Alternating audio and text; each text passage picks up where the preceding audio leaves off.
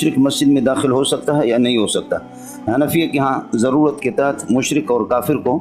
تمام مساجد میں بشمول مسجد حرام داخل ہونے کی اجازت ہے۔ امام شافعی رحمۃ اللہ علیہ اور امام احمد رحمۃ اللہ علیہ یہ حضرات فرماتے کہ مسجد حرام میں مشرک اور کافر داخل نہیں ہو سکتا، باقی مسجدوں میں ضرورت کے تحت، جیسے کہ حنفیہ کہتے ہیں، اور حنفیہ کی جو دلائل آپ کے سامنے آئیں گے اس کے پیش نظر ابو داؤد شریف ہے، تو باقی مساجد میں یہ کہ داخل ہو سکتے ہیں۔ امام مالک رحمۃ اللہ علیہ فرماتے ہیں جب مسجد حرام میں ان کو داخل ہونے کی اجازت نہیں ہے تو تمام مساجد کسی بھی مسجد میں داخل ہونے کی اجازت نہیں ہے۔ جہاں تک مسئلہ ہے امام شافعی اور امام احمد کا کہ مسجد حرام میں داخل نہیں ہو سکتے، تو وہ منصوص علی بنص صریح ہے۔ سورہ توبہ کے اندر فرمایا انما المشرکون نجس فلا یقربوا المسجد الحرام بعد عامہم ھذا، مشرک نجس ہے، اور اب یہ ہے کہ اس کے بعد اللہ نے اسلام کو جب فتح دی ہے اور حجۃ الوداع کے موقع پر اعلان ہو گیا کہ اس کے بعد یہ ہے کہ یہ داخل نہیں ہوں گے، مسجد حرام کے اندر داخل نہ ہو، لہذا مسجد حرام کے قریب بھی نہ آ جائے، داخل بھی نہ ہو، یہ امام احمد رحمۃ اللہ علیہ اور امام شافعی رحمۃ اللہ علیہ فرماتے منصوص بنص صریح صراحتاً یہ ہے کہ موجود ہے۔ حنفیہ کہتے ہیں کہ مسجد میں داخل ہو سکتے ہیں،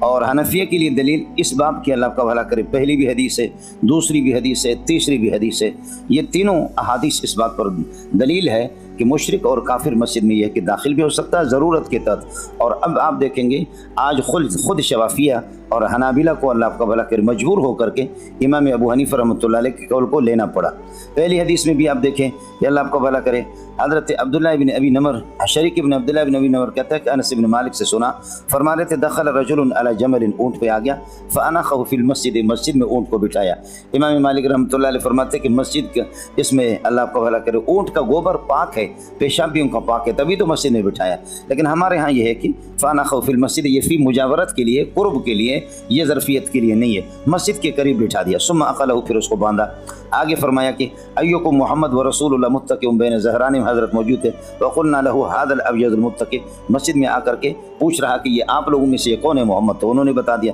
اگلی والی روایت میں بھی زمام بن ثعلبہ رضی اللہ تعالیٰ عنہ جو بعد میں مسلمان ہو گیا، انہوں نے وہ بھی مسجد کے اندر ہی داخل ہو گیا۔ تیسری روایت میں یہود آ گئے حضرت اقدس صلی اللہ علیہ وسلم کے پاس اور ایک ٹیوشن کا مسئلہ لے کر کے آیا، ایک مرد نے ایک عورت کو ٹیوشن پڑھایا تھا، سمجھ گئے آپ لوگ، ٹیوشن یعنی ٹھک ٹھک ہو گیا تھا، سمجھو، تو اس ٹھک ٹھک کے مسئلے میں پھر آگے کہ جی آپ کا کیا مسئلہ ہے اس سلسلے میں، تو حضرت نے فرمایا کہ بس عشق کی سزا یہی ہے کہ ان کو سنسار کرو، چونکہ خود بھی ان کی کتابوں کے اندر، تورات کے اندر بھی سنساری کا مسئلہ تھا۔ یہ تینوں روایتیں حنفیہ کے لیے دلیل ہے، امام شافعی اور احمد کے لیے دلیل انما المشرکون نجس ہو گیا۔ امام مالک رحمۃ اللہ علیہ فرماتے انما المشرکون نجس، مشرک نجس ہے، تو لہذا یہ نجاست والی جو مشرک کی علت ہے یہ علت عام ہے، اور حکم یہ ہے کہ عموم العلت یستلزم عموم الحکم،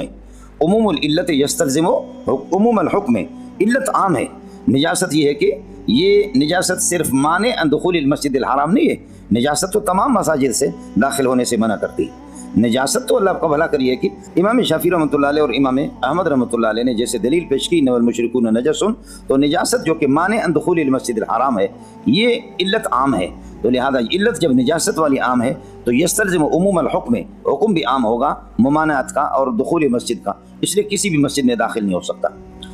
اب مسئلہ سمجھو امام شافعی اور امام احمد کے لیے دلیل، جواب یہی ہے کہ جب یہ آیت نازل ہوگی تو اس کی وضاحت خود کی، وہی الا لا یطوفن بالبیت عریان، یہ نہیں ہے کہ مشرک کی جو نجاست ہے وہ نجاست معنوی ہے، مشرک کی نجاست، شرک کی نجاست نجاست معنوی ہے، اور حدث اصغر، حدث اکبر اور اللہ کو بھلا کرے جنابت نجاست حسیہ وہ مانعۃ عن دخول المسجد ہے، مسجد کے داخل ہونے سے نجاست حسیہ،